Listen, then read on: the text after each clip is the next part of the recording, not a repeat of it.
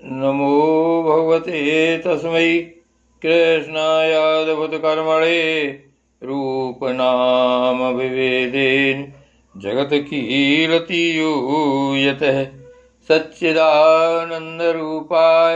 विश्वोत्पत्त्यादिहेतवे तापत्रयविनाशाय श्रीकृष्णाय वयं नुमः। श्रीमद्भागवत महापुराण द्वितीय स्कंध चौथा अध्याय। राजा का सृष्टि विषयक प्रश्न और सुखदेव जी का कथा आरंभ। सूत जी कहते हैं, सुखदेव जी के वचन भगवत तत्व का निश्चय कराने वाले थे। उत्तरानंद राजा परीक्षित ने उन्हें सुनकर अपनी शुद्ध बुद्धि भगवान श्री कृष्ण के चरणों में अनन्य भाव से समर्पित कर दी। शरीर, पत्नी, पुत्र, महल, पशु, धन, भाई, बंधु और निष्कंटक राज्य में नित्य के अभ्यास के कारण उनकी दृढ़ ममता हो गई थी। एक क्षण में ही उन्होंने उस ममता का त्याग कर दिया। शौनकादि ऋषियों, महामनुष्यवी परीक्षित ने अपनी मृत्यु का निश्चित समय जान लिया था, इसलिए उन्होंने धर्म, अर्थ और काम से संबंध रखने वाले जितने भी कर्म थे उनका संन्यास कर दिया।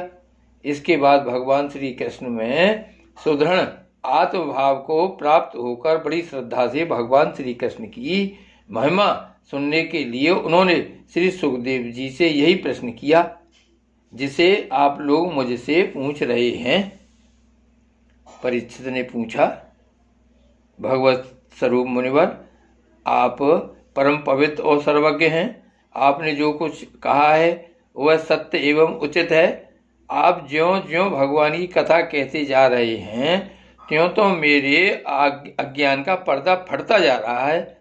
मैं आपसे फिर भी यह जानना चाहता हूँ कि भगवान अपनी माया से इस संसार की सृष्टि कैसे करते हैं। इस संसार की रचना तो इतनी रहस्यमयी है कि ब्रह्मादि समर्थ लोकपाल भी इसके समझने में भूल कर बैठते हैं।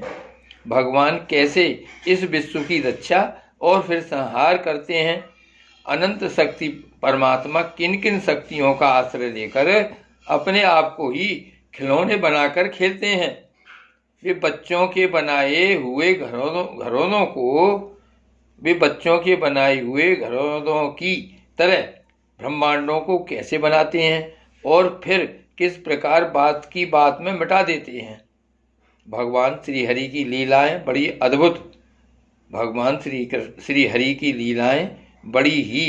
अद्भुत अचिंत्य हैं।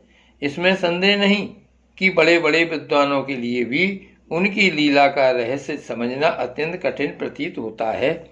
भगवान तो अकेले ही है। वे बहुत से कर्म करने के लिए पुरुष रूप से प्रकृति के विभिन्न गुणों को एक साथ ही धारण करते हैं अथवा अनेकों अवतार ग्रहण करके उन्हें क्रमशः धारण करते हैं। मुनिवर, आप वेद और ब्रह्म तत्व दोनों के पूर्ण मर्मज्ञ हैं, इसलिए मेरे इस संदेह का निवारण कीजिए। सूत जी कहते हैं, जब राजा परीक्षित ने भगवान के गुणों का वर्णन करने के लिए उनसे इस प्रकार प्रार्थना की, तब श्री सुखदेव जी ने भगवान श्री कृष्ण का बार बार स्मरण करके अपना प्रवचन प्रारंभ किया। श्री सुखदेव जी ने कहा, उन पुरुषोत्तम भगवान के चरण कमलों में मेरे कोटि कोटि प्रणाम हैं, जो संसार की उत्पत्ति, स्थिति और प्रलय की लीला करने के लिए सत्व, रज तथा तमोगुण रूप तीन शक्तियों को स्वीकार कर ब्रह्मा, विष्णु और शंकर का रूप धारण करते हैं, जो समचर अचल प्राणियों के हृदय में अंतर्यामी रूप से विराजमान हैं, जिनका स्वरूप और उसकी उपलब्धि का मार्ग बुद्धि के विषय नहीं है, जो स्वयं अनंत हैं तथा जिनकी महिमा भी अनंत है। हम पुनः बार बार उनके चरणों में नमस्कार करते हैं, जो सत्पुरुषों का दुख मिटाकर उन्हें अपने प्रेम का दान करते हैं, दुष्टों की सांसारिक बढ़ती रोककर उन्हें मुक्ति देते हैं तथा जो लोग परमहंस आश्रम में स्थित हैं उन्हें उनकी भी अभिष्ट वस्तु का दान करते हैं, क्योंकि चर अचर समस्त प्राणी उन्हीं की मूर्ति हैं। इसलिए किसी से भी उनका पक्षपात नहीं है। जो बड़े ही भक्तवत्सल हैं और हठपूर्वक भक्तिहीन साधन करने वाले लोग, जिनकी छाया भी नहीं छू सकते, जिनके समान भी किसी का ऐश्वर्य नहीं है, फिर उससे अधिक तो हो ही कैसे सकता है।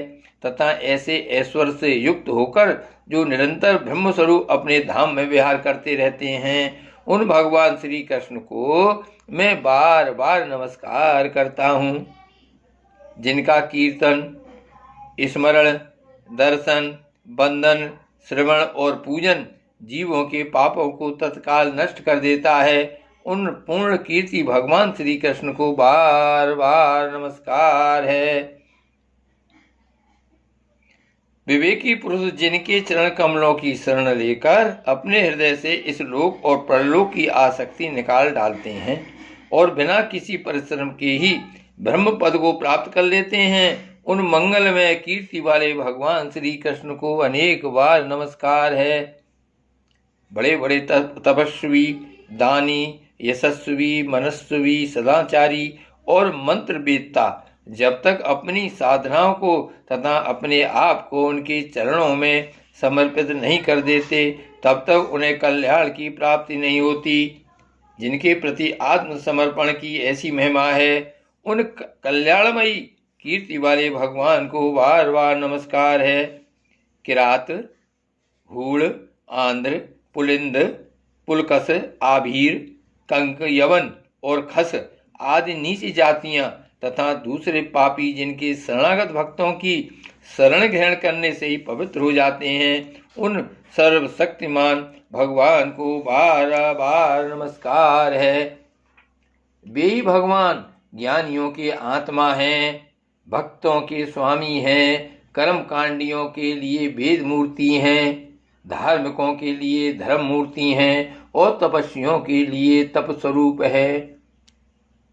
ब्रह्मा, शंकर आदि बड़े बड़े देवता भी अपने शुद्ध हृदय से उनके स्वरूप का चिंतन करते और आश्चर्यचकित होकर देखते रहते हैं।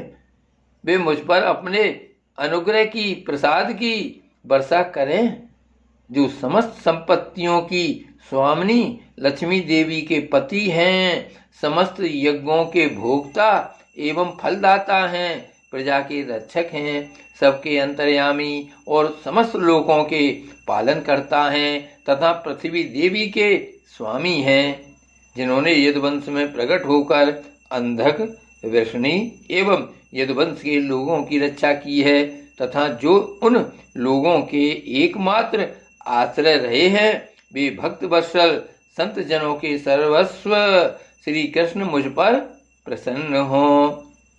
विद्वान पुरुष जिनके चरण कमलों के चिंतन रूप समाधि से शुद्ध हुई बुद्धि के द्वारा आत्म तत्व का साक्षात्कार करते हैं तथा उनके दर्शन के अनंतर अपनी अपनी मति और रुचि के अनुसार जिनके स्वरूप का वर्णन करते रहते हैं, वे प्रेम और मुक्ति के लुटाने वाले भगवान श्री कृष्ण मुझ पर प्रसन्न हों।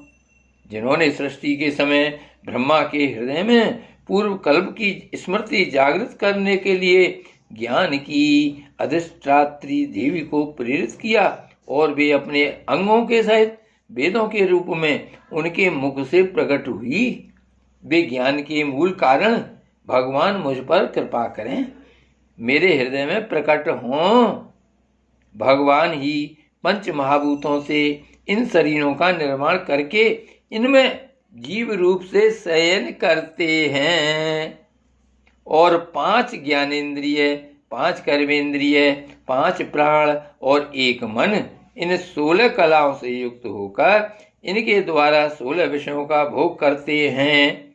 वे सर्वभूत में भगवान मेरी वाणी को अपने गुणों से अलंकृत कर दें।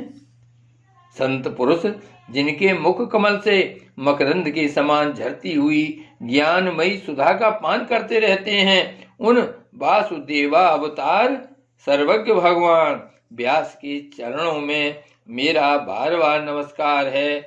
परीक्षित, वेद गर्भ स्वयंभू ब्रह्मा ने नारद के प्रश्न करने पर यही बात कही थी, जिसका स्वयं भगवान नारायण ने उन्हें उपदेश किया था, और वही मैं तुमसे कह रहा हूं।